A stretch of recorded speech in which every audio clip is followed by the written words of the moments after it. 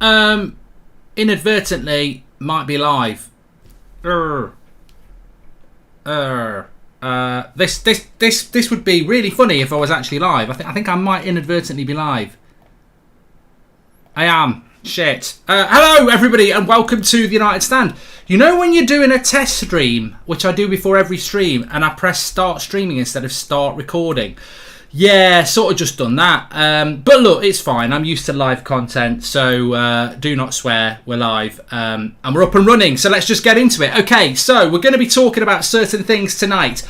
We will be talking about the Newcastle takeover and why it means the Glazers must leave Manchester United. But also we're going to be talking about the director of football and a United legend basically saying that Ole Gunnar Solskjaer should get more time and why I think that's a load of nonsense. Even though I respect people having an opinion, I think it's a load of nonsense. Also, Ronaldo Player of the Month, and as well, we'll be talking about rating United's start to the season so far, as well as a few other things as well. But the first thing I do want to talk about is this whole Solskjaer demands more time, says Director of Football. You know, Murtaugh coming out and saying that we're on the right track and all this, that and the other. Peter Schmeichel coming out and saying, you know, we've tried the Mourinho, we've tried the Van Gaal, who else are we going to, you know, stick with Ole and give him more time?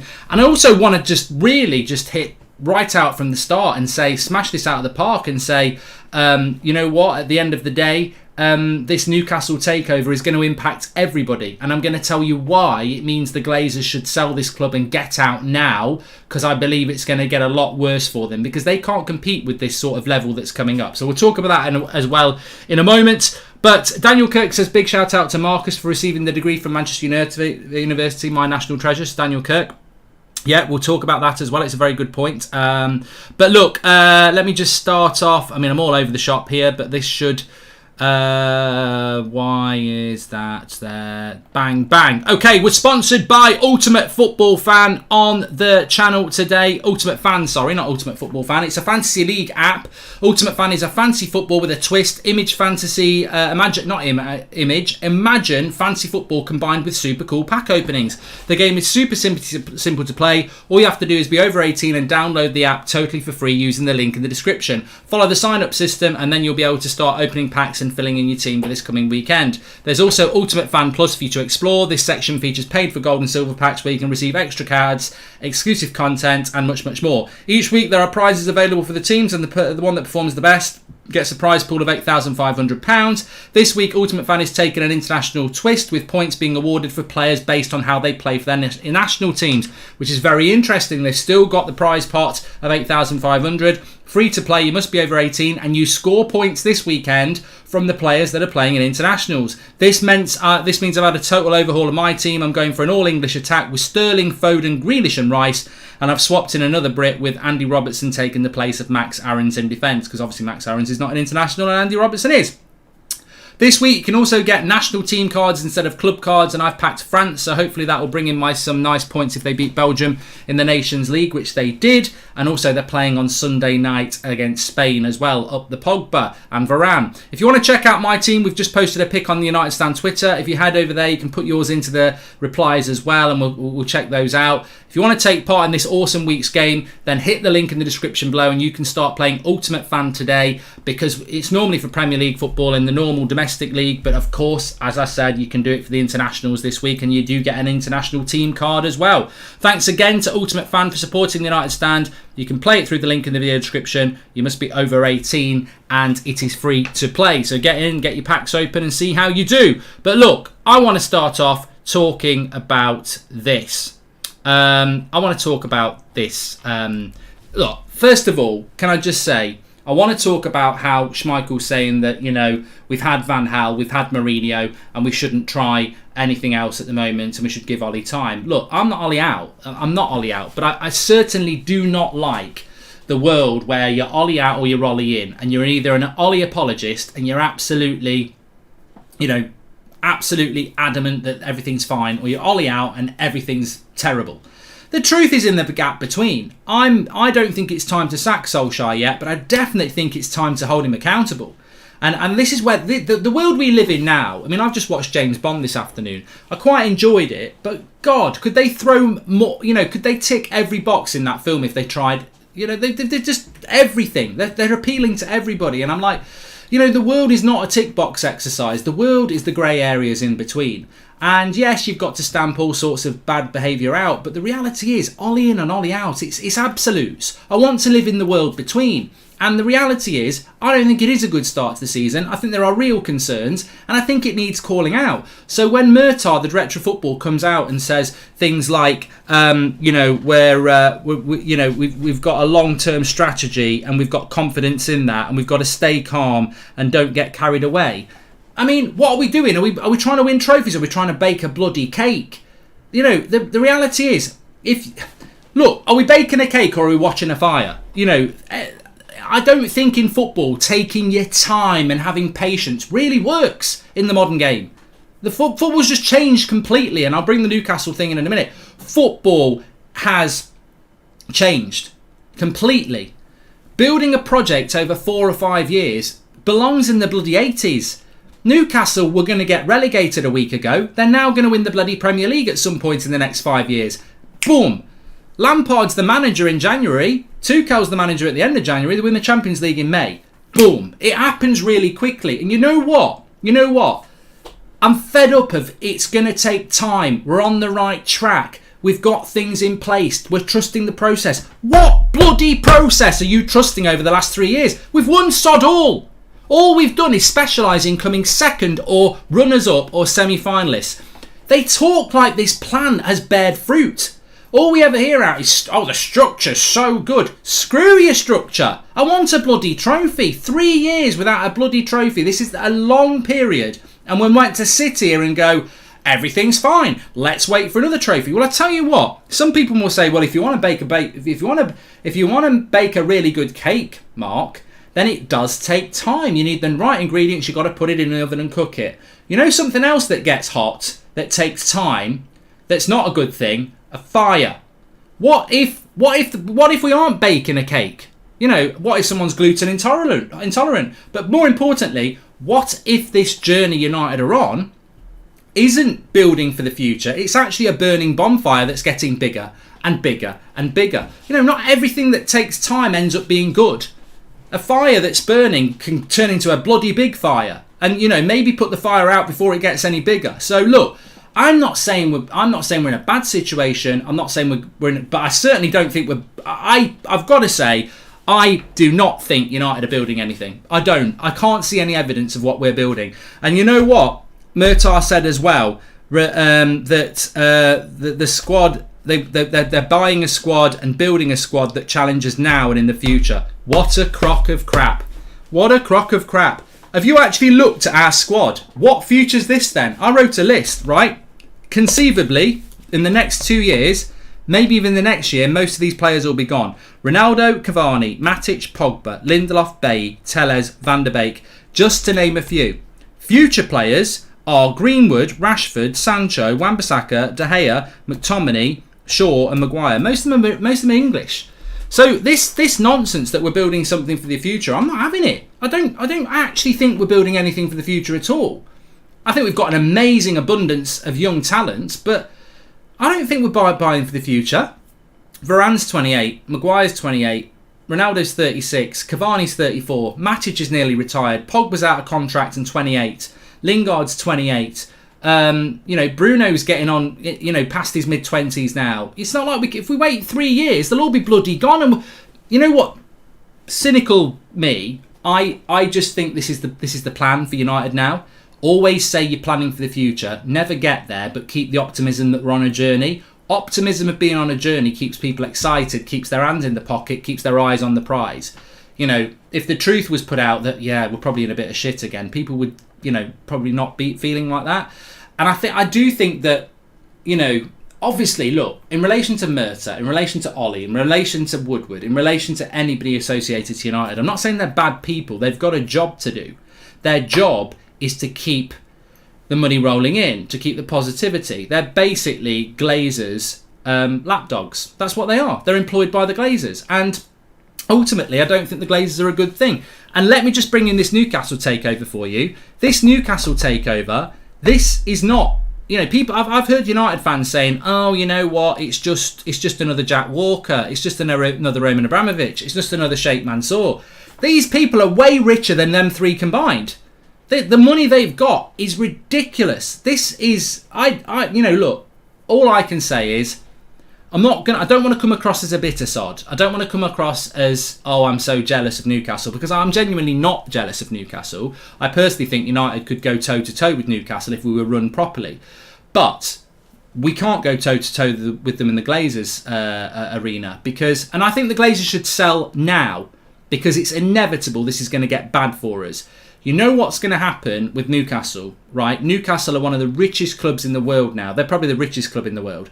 It's not that if Real Madrid want Mbappe and Newcastle want Mbappe, Newcastle will outbid Real Madrid. They might try to do that, but where they can absolutely kick them out of the water is wages. They can probably start giving somebody £1 million a week. And that is going to absolutely annihilate anything United can do with their business approach of making money for the Glazers. Ollie was going on last week about this season starting better than last. I should bloody hope so. Last year was our worst start in Premier League history, says Joshua Bowwater. Did he actually say that? Bloody hell. I want to get into some of your questions tonight. Do you think Pogba's annoyed seeing Ronaldo and Bruno nominated for Ballon d'Or, says Phil Jones?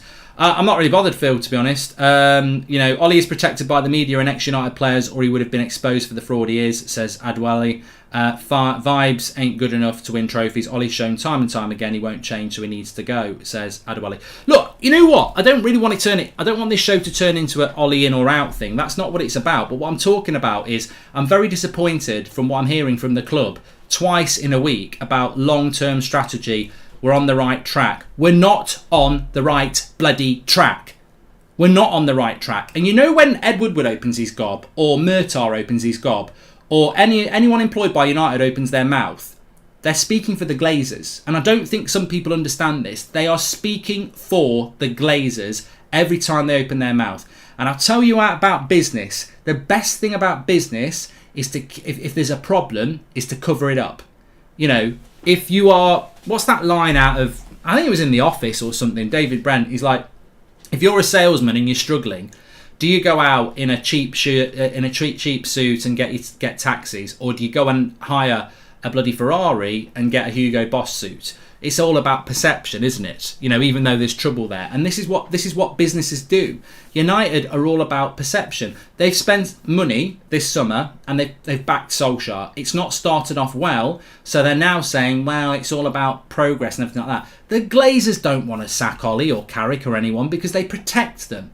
If they sack Ollie, they will be criticised themselves. Whether Ollie deserves it or not, the Glazers will be criticised. Woodward will be criticised. The board will be criticised because it's 4 managers in 8 years and all of them have been crap. And at some point, you've got to point the finger at the people who appointed them. So they don't want to sack him. Ollie's never going to go anywhere anyway. So we find ourselves in a situation where they're like, we don't want to sack you. You're not going to go anywhere. How do we get a situation out of this? I know. Let's talk about progress and development and plans again. But it's absolutely flawed. It's a flawed argument because people like Ronaldo haven't got time to waste. People like Pogba are gone in a year. This team needs another rebuild in the next year or two because the players we're going to lose is massive. And yet they're talking about stability, development and growth. Where is the stability and development and growth? Like, Pogba's going to go. Ronaldo will go. Because, you know, he's not going to be here forever, is he? He's 36 now. He's going to be 37 in February. So we're going to lose a lot of players. And at some point, I think Bruno might think, you know what, I'm going to go because I'm not winning trophies. So I don't think United's future is I really do think these next few weeks are pivotal. And I think the club needs to open their eyes up to how pivotal they are. Because hiding behind the blanket of we're progressing, we're heading in the right track, we're not going to panic. Look, I understand that you don't need to panic yet. If we go and win our next 4 games, which, you know, wouldn't surprise me if we did, we're going to be having a very different conversation. But if we go and lose or draw more games, they need to be prepared for the fact that this is not going particularly well. And as I said, there's no future, says Richard, with Ollie and his gang. In fact, Van Gaal was more futuristic than any of the managers we've had post-Fergie, says Richard. Is Ollie only a Lampard but with the board's backing, says Maz. And Newcastle takeover means we possibly won't be getting top 4 or Champions League. Glazers need to go, says Gordon Murray. I absolutely do. I've not heard anybody say this. I've heard loads of people doing videos about Newcastle. I did mine on That's Football yesterday. I wished them well and I said, you know, fair play to Newcastle fans who were celebrating. Of course there's moral obligations and, you know, at the end of the day, you know, if it was us, would we be celebrating it as well? Let's not be hypocrites. I can't stand these virtue signalers saying that, oh, Newcastle fans are immoral, taking the billionaires from Saudi Arabia. But like if it wasn't your club, you'd be sat there protesting outside. Let's be real. This is football, and it grabs the imagination. So, I understand why Newcastle fans are very excited. But I've not heard anybody talk about what we've been talking about for the last few minutes. Take it to your own club. This is Manchester United. This is the United Stand. And I'm telling you now, this is not good for us as fans with the Glazers in charge. People who don't know the story of Manchester United will go, I can't believe you're moaning about, spending money when the Glazers have spent £1 billion in the last 10 years. The money they've taken out of this club over the last 16 years is getting on for £2 billion. £2 billion out of this club from debt repayments, from dividends and other areas. So, look, we have spent £1 billion over the last 10 years and most of it's been wasted by prats who don't know what they're doing. You may as well chuck it on a fire because they've spent it so badly. The money we've wasted over the last 10 years is sackable, but obviously you're not going to sack your mates. So we've had to endure it. But we could have spent £2 billion. And people say, well, you can't moan about spending £1 billion. Well, I can, because I think we could have spent £2 billion if we were run properly. The money that's gone out of Manchester United that was this club's money to those Glazers is disgusting. And that's what I'm talking about. We are always run like a business when we should be run like a football club. And the Glazers aren't going to change. 16 years is a long time. It's got acne. They've been here that long. And the reality is, they're not going to change. They're here to make money. They're a business in a world where football's not about business anymore. And this is what I mean about long-term plans. And this is what I mean about business plans. Football, winning trophies is not about business anymore. Liverpool, Arsenal and United need to really be very worried about this. But they won't be. Because the Glazers will look at the summer they've just had with Ronaldo. And they'll look about, we've got Ronaldo next summer. That's a new kit. That's a load more, this, that and the other. Projected earnings for United over the next 5 years will be all they're thinking about, and they'll be happy about that. Projected trophies for United over the next 5 years, I'm really worried. Because in 5 years' time, Newcastle will be established in the top four. 100%. They will be. They'll be established in the top four because what Newcastle are going to do is what every big rich club does. Chelsea, Man City did it. Blackburn did it years ago.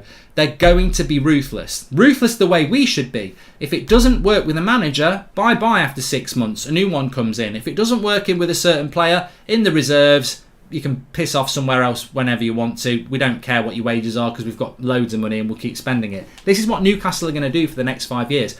They're going to be relentless to catch up, and it's going to be Man City, Newcastle and Chelsea. And the wages are going to go through the bloody roof. Newcastle will offer people like Pogba 800 grand a week.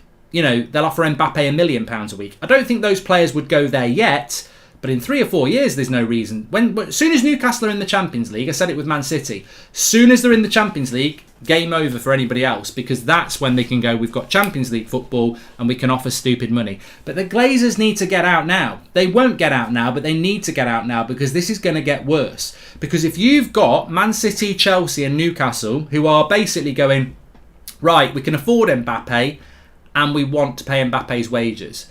And remember, Man City have been quite conservative. Chelsea a little bit. Newcastle won't be. They don't need to be. So it'll be like, Mbappe, we want you and we'll pay you stupid money. And everyone will go, oh, it's immoral. It's ridiculous. They're paying him £1 million a week.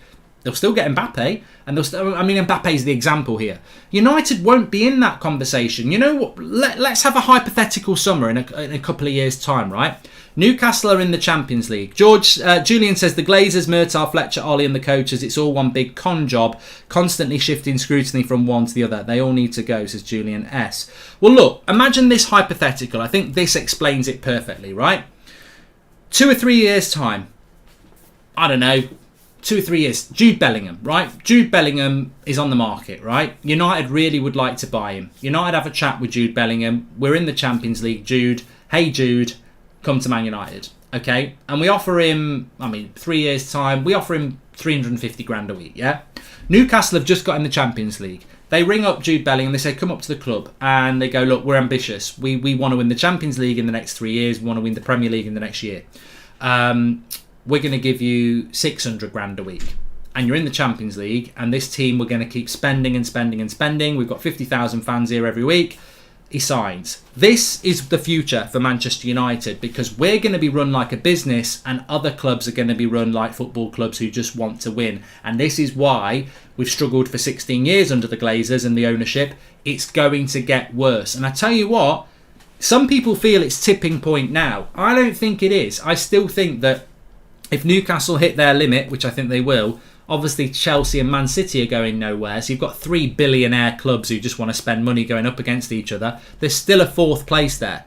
You know, United could conceivably fight Liverpool and for that one.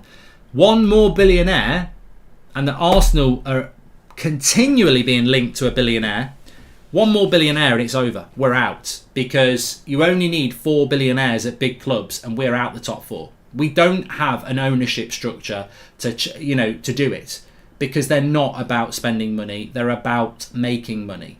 And, even our net spend last summer's not that amazing, but I worry about it. I worry about it because I just think that our best hope, as sad as it is, and look, I don't agree with this. I don't like what's happened to football. I don't like the fact that so many clubs have just become billionaires' play toys, but that's the world we live in now. PSG, Man City, Chelsea, now Newcastle. There'll be more and more and more. I don't think you can be a business, but as I said this morning, the issue you've got is that what they try and do is they try and play on your moral heartstrings as a fan and say, well, you know what, we're a responsible club. We're about, we've got to balance the books. We've had COVID, this, that, and the other. And people actually fall for it and go, you know what, they're right. We're doing it the right way. Let Newcastle and Man City and Chelsea are just doing it with a cheat code. They're just spending money. They're just doing it that way. We're doing it the proper way, like Liverpool. We've got history. We're a big club. We'll always be a big club. We can't spend irresponsibly. We've got to be careful. Whoa, a minute. You're falling into the biggest trap in the world here. Why is it immoral that Newcastle, Man City and Chelsea have billionaires who bought their club and want to spend money to win trophies? What, is there a rule that says that can't happen? No. Why is that wrong? And whoa, a minute. Why are we a responsibly run club? What's responsible about being in £500 million worth of debt? What's responsible of watching tens of millions of dividends going out every year into the pockets of our owners when they bought us on debt? What's responsible about being patient because of that? Our patience, our rebuilds, our long-term plan has got nothing to do with what happens on the pitch. It's got to do with elongating a story so that you keep churning out the money to buy everything and they keep making money.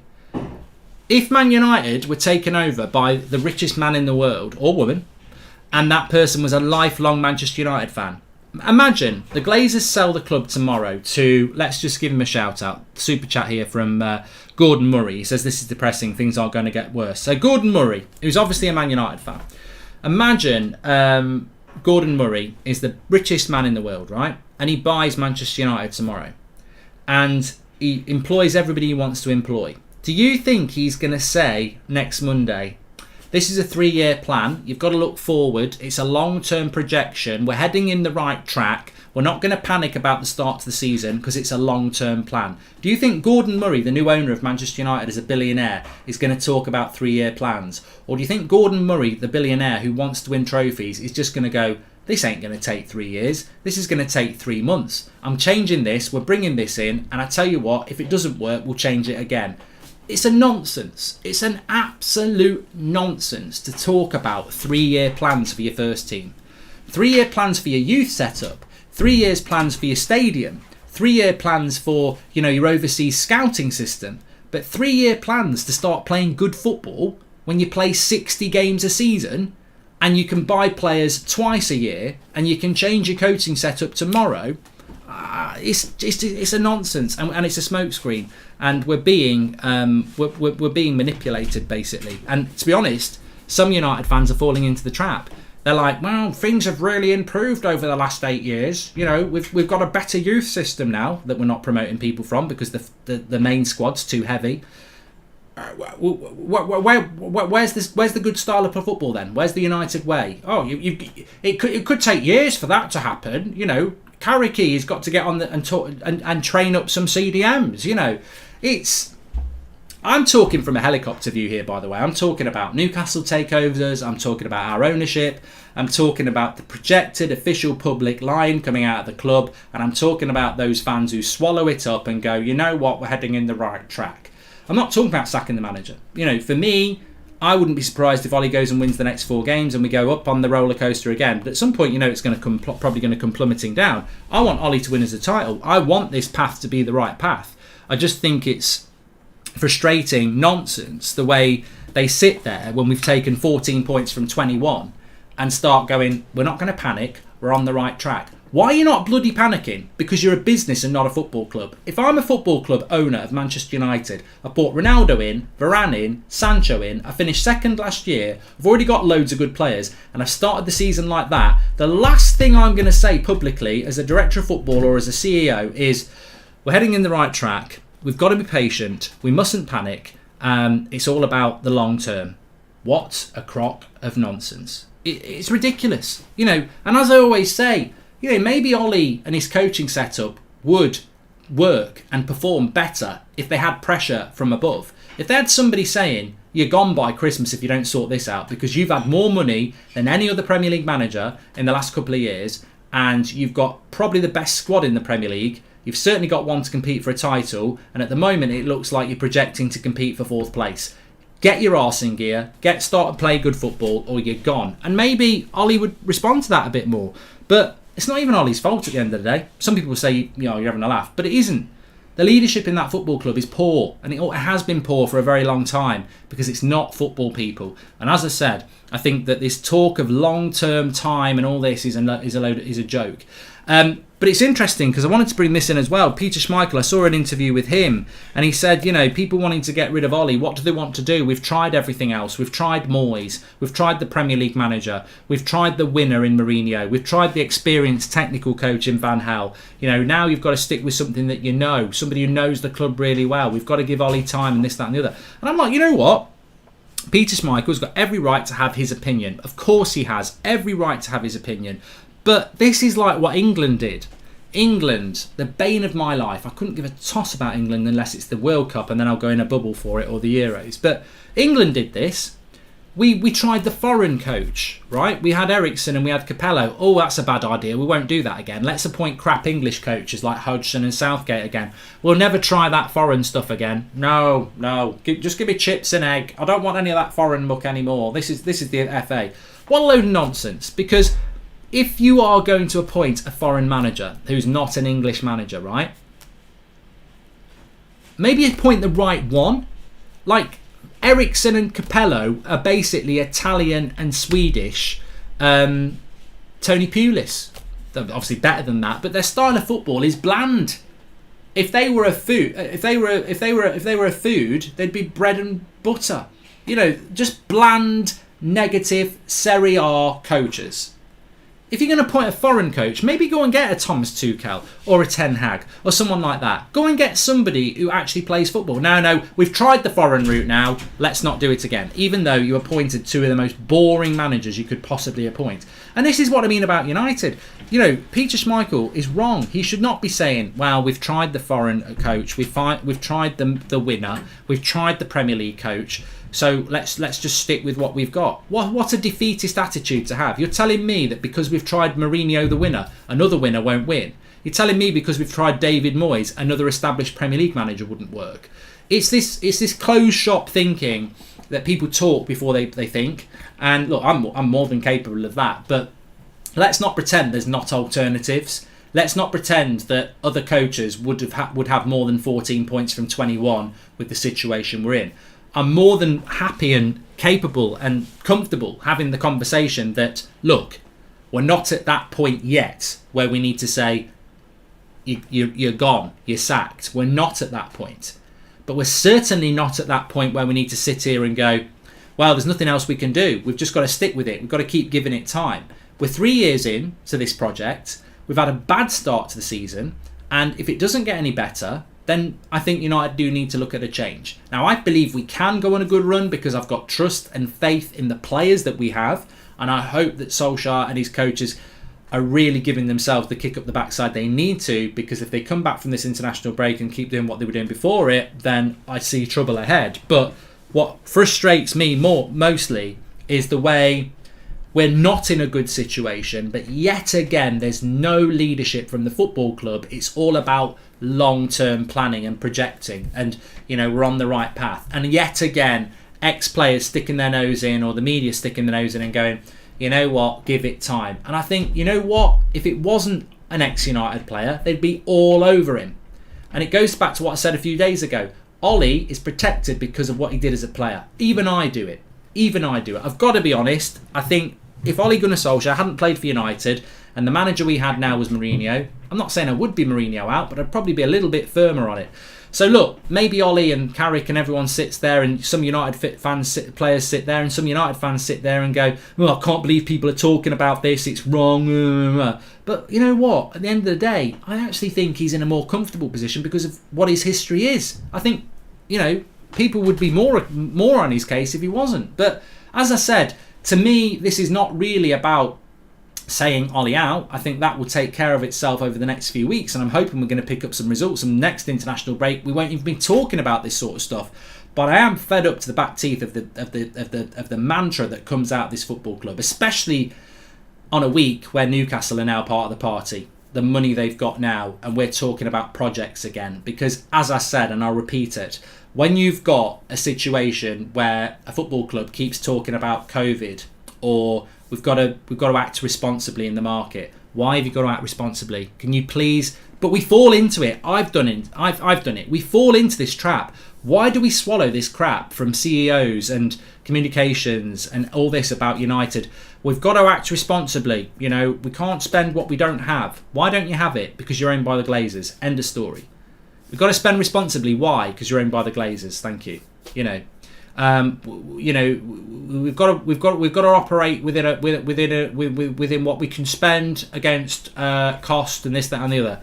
Yeah, dividends and debt from the Glazers, and it's almost like they try and paint Man City or Chelsea or now Newcastle as the villain in the piece, because. But they're not. The Premier League have allowed all three of those people to buy those clubs, and they're spending money, and they're going to be successful. We are the victim. We are the ones doing it wrong.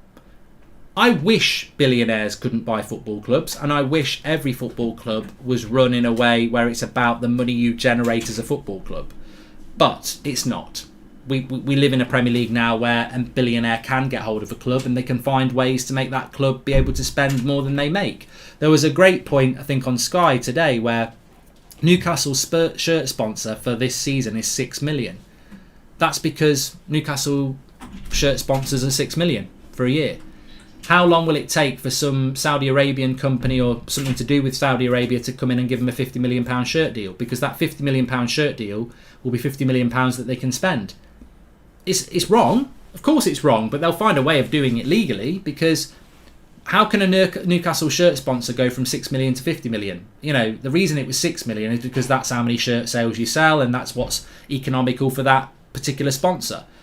Man City did this, Chelsea will do this, but it can be done.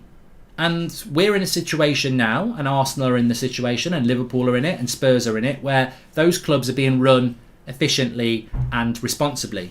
But are they? They're just being run by people who want to do that. Why not? The meal ticket is the billionaire owner now. Clearly that's the way football's going to be. I think football's going to be like this for the next decade unless something really changes. If you've got a billionaire owner who wants to chuck money into your club, you're going to be successful. Money can buy you titles. This was proven in the mid-90s. Blackburn Rovers, who are they? They came from bloody nowhere. They got the best striker in the league and they won the title. And now where are they? Money can buy you titles. Simple as that. Anyway, there's more chance of me winning the Euro Millions tonight than to win with Ollie as the coach. Tactically inept, team loses in the same manner every time, says David Hill. Well, look, I can't wait to get back to Manchester United playing games again, especially this next run of fixtures. Mark, you've just said it. Ollie is protected because of what he did in the past. He wasn't and isn't now and never will be the man to win trophies, says Kevin. Look, what happens with Ollie is sort of irrelevant. I'm looking at the bigger picture here. to focus on Solskjaer, to me, is irrelevant because he's going to sink or swim in the next few weeks. If he swims, we benefit. If he sinks, he probably will get the sack. That is a very small part of the piece. I'll give you a situation, right? For all you people who want Solskjaer to get sacked, right? I've got the power. He-Man. I have the power. Right, I've sacked Ole Gunnar Solskjaer, yeah? Pick your next manager. Go on. Zidane, Conte, Ten Hag, whoever, Potter, right? You've got your manager in now. Come back in 2 years, you'll want them sacked. And you'll want them sacked because they won't be able to achieve what they need to achieve under this ownership because it's incompetent in my eyes. So, to me, I'm looking at the bigger picture here. You bring Zidane into Manchester United now. Maybe he could win as a Premier League with the squad that we've got, but you've got to be looking long term. I sound like Murtaugh now. This is the hypocrisy of their whole argument. If I look long term at United, I'm terrified. But apparently we're being told to look long term because they've got a long term vision and plan for the future. I'm looking long term and I'm seeing Chelsea spending a lot of money, Man City spending a lot of money, Newcastle spending a lot of money. So I'm looking long term and I'm thinking, well, there's 3 clubs that are going to be spending more money than us over the next 5 years. So I'm worried about the long term. I'm also looking long term, like I said at the start of the show. Ronaldo won't be here. Cavani won't be here. Matic won't be here. Pogba won't be here. Van der Beek won't be here. Telles won't be here. Lindelof won't be here. Bailly won't be here. Delo won't be here. You know, I'm getting on for 10 players. And that's a massive rebuild. So I'm looking long term and I'm thinking a rebuild is needed at United again over the next 3 years. And we've got the Glazers in charge and Newcastle are in the party. It worries me. It really does. Great content as always, Mark. With your financial fraud investigation skills, you should start a new channel called The Glazers Uncovered, says Chris. Well, I don't think the Glazers have ever... No, look, I'm not saying that. I don't know about Newcastle. I don't know about Man City and Chelsea.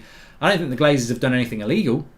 I think if this was American football or basketball, and I was being told the story of the Glazers, I'd say, wow, you know, what clever businessmen. They've absolutely, raked it in. Unfortunately, they've done it to our football club. They saw Manchester United with a little help from their friends, Woodward and Co. And they saw something that was going to blow up because they'd been successful and that football was going to get more and more richer. And they saw a situation where they wanted to acquire that football club and they could bleed it, you know, some of the brand exposure and everything. They've been very good at making money out of the club. The unfortunate thing is they were allowed to buy the football club on debt. They've kept it in debt and they've took, you know, nearly 2 billion out. And that's the problem. But on a personal note for them, what a success story. You don't spend any money to buy something that then pays you money. You know, and I don't know whether these are accurate figures, but buy the club for what did they buy the club for? I can't even remember. Let's say they bought the club for 500 million. You buy it on debt, you never change that debt, so you don't spend anything, and then over the next 16 years you take nearly 2 billion out. Well, they haven't taken 2 billion out because some of it's been debt, but you know, it's a fantastic model for them. Let's hope Newcastle get relegated this season so that their rise is delayed by a year or two, says My Big Melons. Well, they can buy in January, can't they? And hi Mark, alarming that our director of football, who was lauded through the transfer window, seems to think the football we're playing is fast and fluid. Clueless, says Jay. Oh, you know what, Jay? I didn't want to talk about that, but I'm absolutely fed up of this. I'm fed up of United board members coming out and talking about fast-flowing United way football. It's almost like they think the fan base is full of zombies who just sit there drooling, going, and you can say anything to them and they'll believe it. Like, we haven't played fast-flowing football for about 8 years. You know, I'm not even blaming Ollie. Like, Mourinho, Van Gaal, Moyes, we haven't played the United way for years. And the fact that Woodward did it the other week, you know, in the United traditions of the United way. Well, don't talk about something if they clearly don't understand what it is. You know, it's frustrating. Mark, help, I'm coming to Old Trafford for the Liverpool game. Tickets are sold out. Only hospitality are available, which costs up to $600. Does that mean if I buy the hospitality, I get a seat for the game at Sir Alex's stand from America, says Ekamar. Man United have got all sorts of hospitality packages, mate. You're probably going to get a meal before... And yeah, you could be in that stand. You might want to get some details on what the hospitality package is and who it's through, because if it's not through an official website, you could be sat round Doris's house on the street next to Old Trafford, watching it on the telly with a cup of tea and pizza. So yeah, just find out what it is. I'm a car mechanic. With cars going full electric, there will be less need for oil. Saudi owners' cash flow will drop in years to come, says Mike Caroline. Yeah, but they've got so much of it already. And David Dean says, indeed, this is very worrying. United has 14 out of 21 points since out of the so-called bigs. United have not played them yet, says David. Welcome to the Members Club, Jar. Thank you very much.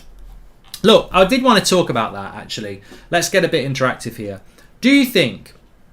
How can I do this? All right, let's rank United's season so far out of 10. Now, I know some people are going to act...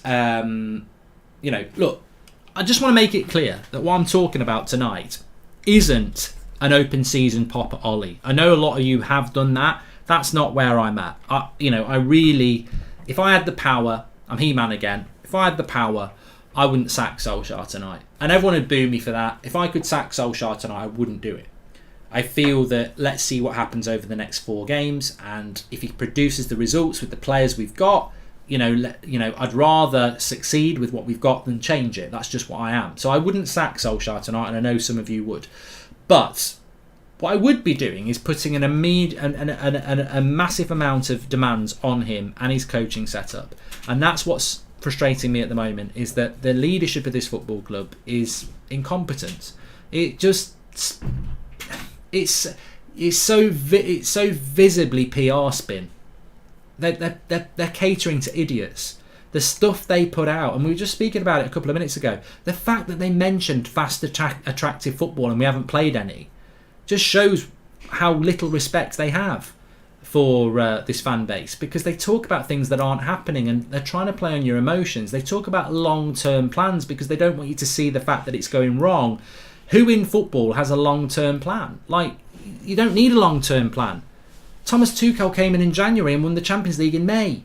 In 5 months. You don't need a long-term plan. And we're not a football club. Like, I understand a longer-term plan. Newcastle is the prime example of something that's going to take a couple of years, because they've got the money, but they need a new manager, they need a new squad. That's going to take a couple of years at least. Man United's not a couple of year plan, but they want you to believe it is. You've got Ronaldo, Maguire and Varane, De Gea, Wan-Bissaka, Shaw, Bruno, Pogba, Rashford, Greenwood, Sancho, Martial. This is not a 2-year plan. This is a now plan. And they're moving the goalposts. But the club are trying to do that. And it annoys me because it's manipulation.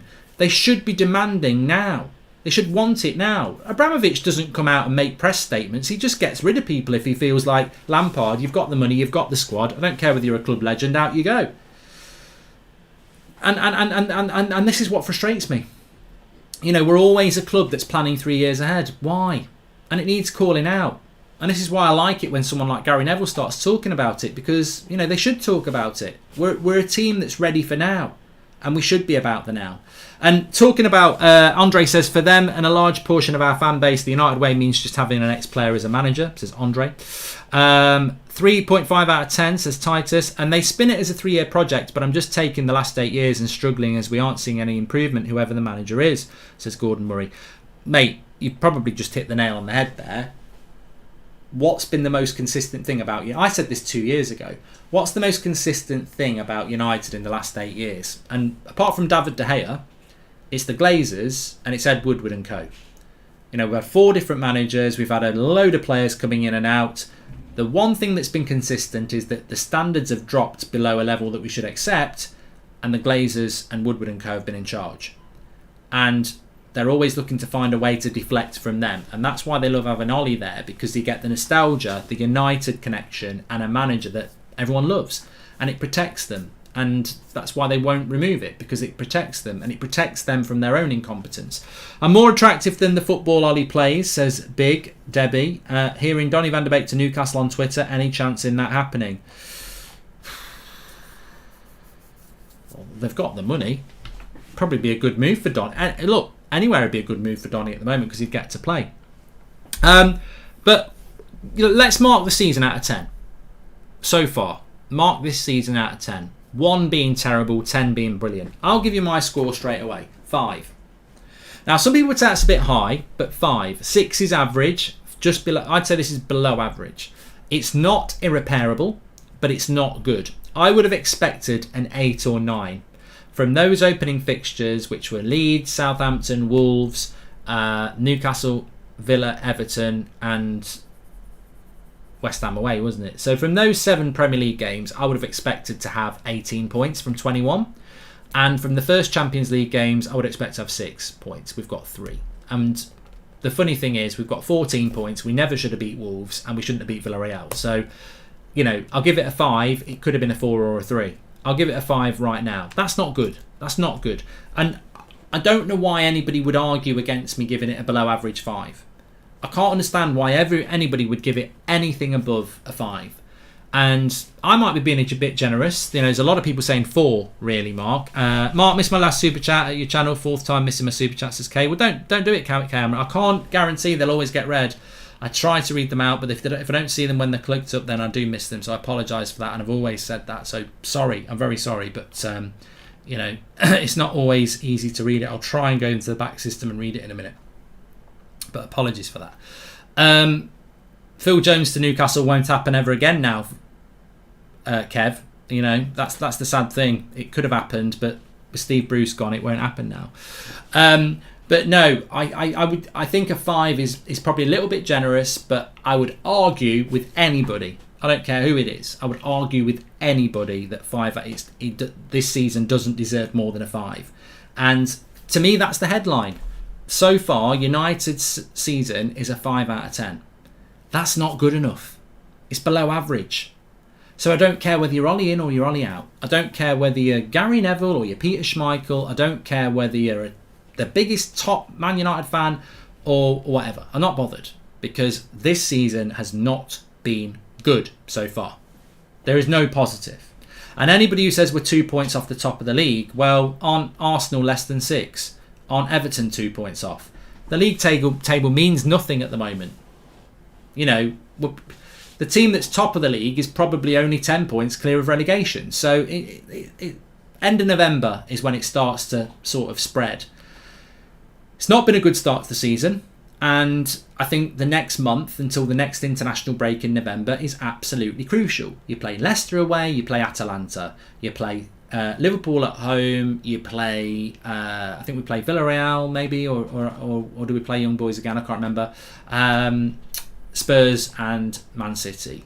If we come out of those games with more losses than wins, he's in trouble.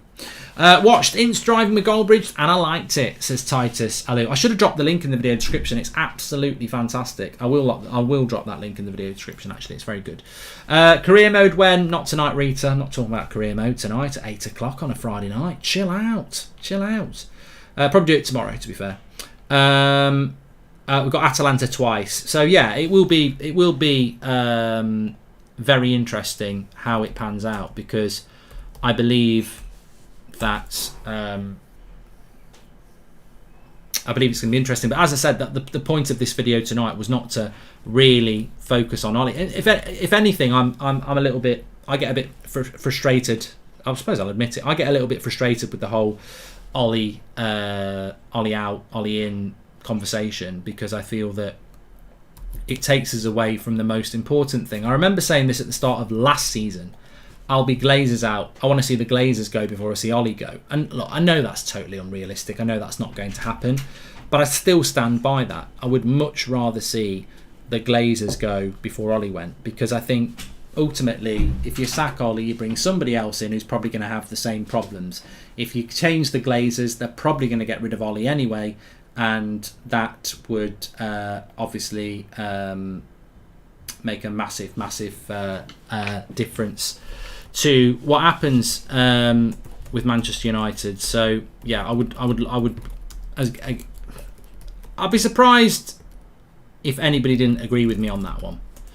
That if you had the choice between getting rid of Ollie and the owners, who would you get rid of tonight? And if you're saying that you'd get rid of the owners before you'd if you'd get rid of Ollie before you'd get rid of the owners, well, that's bloody stupid. You know, Steve Bruce is good. It's like saying to Newcastle, would you rather get rid of Mike Ashley or would you rather get rid of Steve Bruce? Well, Steve Bruce might not be sending that football club anywhere. Steve Bruce is sacked. Like, he's literally sacked. There's no way he's going to be in that job. He's not good enough to win a Premier League title. He's not good enough to get somebody into the Champions League. So Steve Bruce is on borrowed time. So you may as well get rid of Mike Ashley, and then your new owners will get rid of Steve Bruce anyway. So yeah, it's as clear as day that that's going to happen. And I think that you know, I think it's a difficult situation, to be honest, and I think we'll see what happens. Another thing I wanted to talk to you about was the Player of the Month. It's like an Arsenal. I said this afternoon. It's like an Arsenal poll on Red Bull. So basically, Cristiano Ronaldo won Player of the Month, and as I understand it, he was voted for by fans. Now, this is not Man United fans. Cristiano Ronaldo is a brand in himself.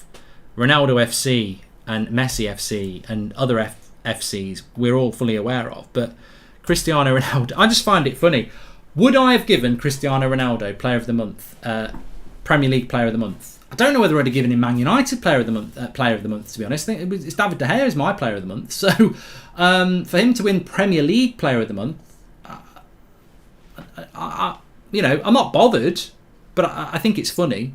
I think it's funny because this is what happens.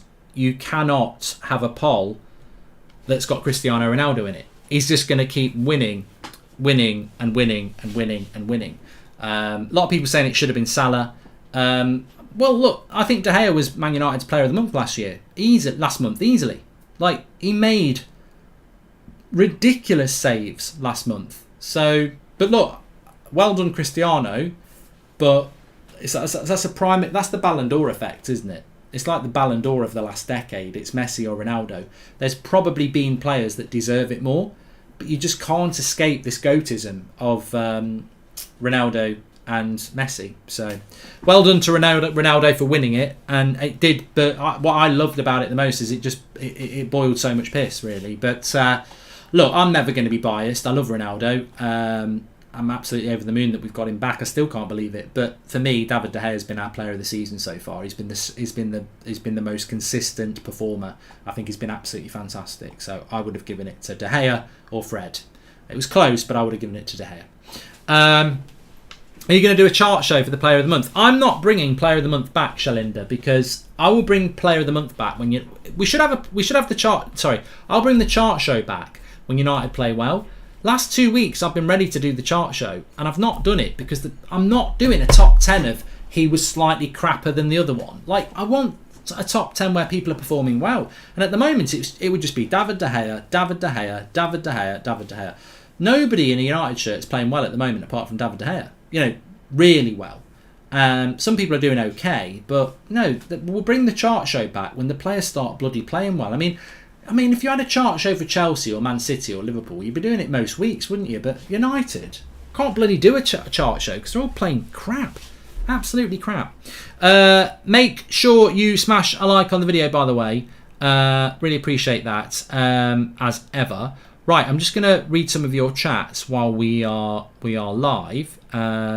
If you want to check out Driving with Goldbridge, you can do so, by the way. I've dropped the link in the video description. It's below Football Fan, which, as I mentioned at the start of the show, you can download as well. But let's just have a quick look at some of your chats. There we go. So, apparently there's been an emergency meeting called by Premier League clubs. That's from @football4all, and that's from Aya. Andre says Ollie is the Glazer that we can get rid of sooner. K. Arman, let's have a look what he had to say.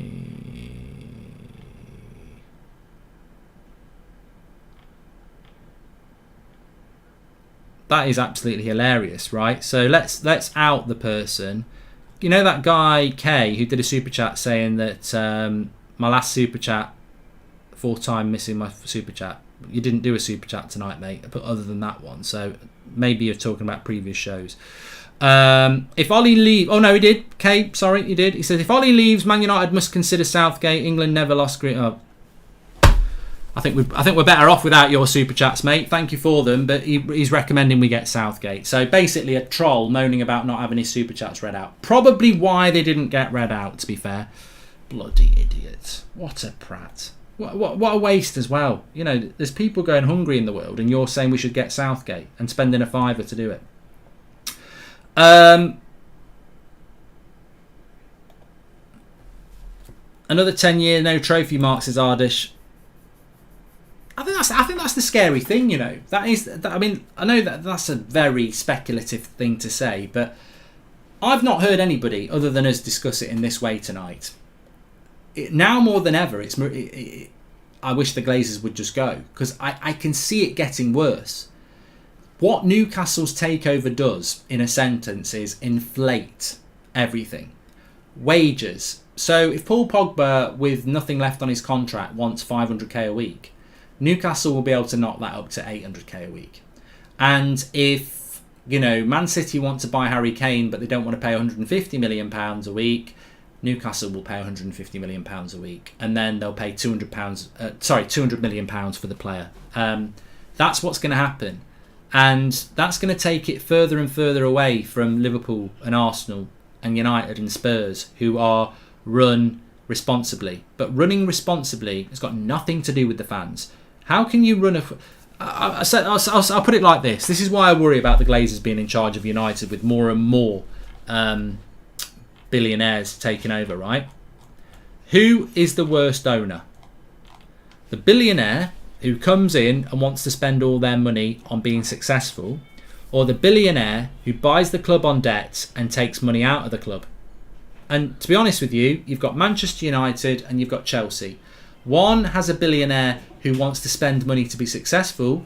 The other has a billionaire who bought us to make money and bought us on debt. They've barely put a pound of their own money into this club for 16 years. I don't think they actually ever have. You know, and yet they will put statements out about long-term planning, responsible ownership. We've got to spend within our means, and yet the villain of the piece is the billionaire who buys a club and spends their money to make it successful. But we're meant to believe that this is the right way of doing it, where a billionaire, a greedy billionaire, buys our club on debt and takes money out of it. And yet Chelsea are the villains, and we are doing it properly. It makes you laugh. And I've been sat there thinking this all day. We're run the proper way. We're run the responsible way. And you'll get communications put out there in the press by United about, well, COVID's really challenging, we've not had fans in the ground, and we've got to run the club responsibly. We're only running it responsibly because the owners are tight and want to make money out of us. You don't hear Chelsea talking about that when they're spending money. And as for this nonsense about fans in the ground cost us money, did you see the revenue we made from TV last year? Because so many games were on the TV and adverts and everything like that. It was massive. We made way more money. I think we virtually covered the loss of matchday revenue with the revenue we made from every game being on the TV.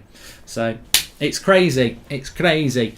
And I do worry. I'm not saying protests or anything like that. That's up to everybody else, but that's not what I'm talking about. But I actually think the ownership under the Glazers is going to become harder and harder with this Newcastle thing, because it's just another club that's being run to win against our club that's being run as a business. So we will see what happens.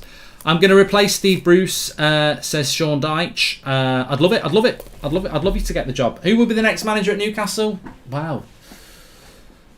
I've got a funny feeling they might go for someone like Conte. But look, at the end of the day, I'm glad this show tonight's not really been about Ollie. I know a lot of people have spoken about Ollie, but I'm glad it's not, because I'm talking about helicopter here.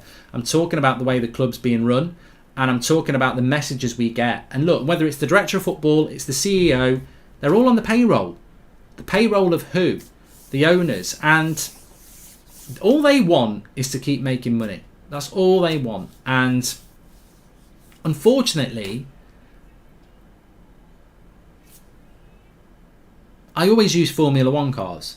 If you've got 4 Formula One teams, pick whatever you want, Ferrari, whatever, right?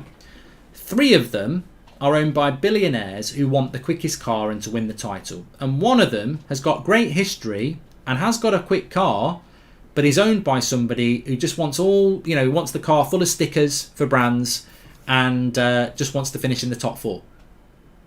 That's United. That's United. And if the Premier League and FIFA and UEFA are going to do nothing about people just parachuting in with billionaires' wallets, then I don't care whether you're Arsenal, Liverpool, United. I'm sorry. Look at PSG as well for the Champions League. Look at what's happening in the Premier League.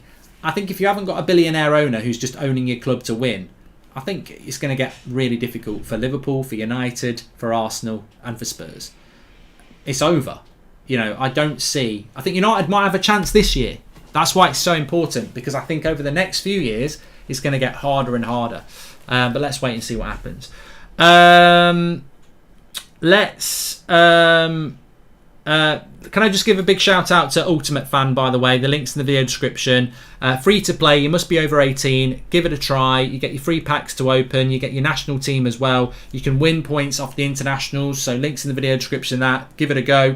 Also, if you want to check out Driving with Goldbridge, what an episode that was. Paul Ince in the car, driving with Goldbridge. Some really interesting stories talking about stuff. Check that out as well. I'll be back in the morning with the morning show. Got quite an interesting story to talk to you about in the morning involving a Man United player and a transfer anyway. So I'll see you on the morning show, probably about 10, half 10 tomorrow. There's no career mode tonight. It's Friday night. I'm not doing career mode tonight, but it will be back tomorrow afternoon. Thanks everyone for watching. Jar says, if Jose the squad Ollie has, we would have been challenging for silverware. Ollie is like a toddler driving a Ferrari. And on that bombshell, thanks everyone for watching. Take care. Speak to you soon, and I tell you what, I for one just cannot wait for us to get back playing Leicester. Let's win. Let's beat Liverpool. Let's beat Leicester. Let's beat Spurs. Let's beat Man City, and then we are in a title race. Can we do it? We'll see. Thanks for watching. Really enjoyed the show. Always love the Friday night show. Take care.